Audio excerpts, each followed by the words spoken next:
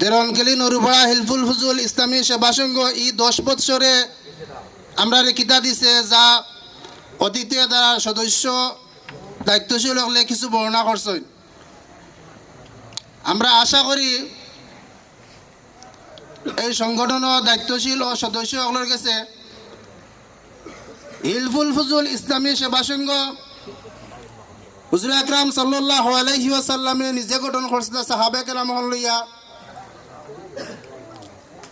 ও সংগঠনের যে দ্বারা আছিল, যে নিয়ম আছিল, তার তাকেও অনুপ্রেরণা লইয়া আমরা রনকেলি নরুপাড়া হিলফুল ফুজুল ইসলামী সেবা সংঘ অনুপ্রাণিত হইয়া ও দ্বারাই এই সংগঠনটা পরিচালনা করবা। আর এই পর্যন্ত 10 বছর পর্যন্ত আমরা এলাকার মাঝে এই এলাকার হিলফুল ফুজুল ইসলামী সেবা সংঘ যা দিছেন, আমরা আশা করমু, দোয়া করমু যে আগামীতে একটা কি আরো বেশি আমরা এই সংগঠন থেকে পাইতাম ইনশাআল্লাহ।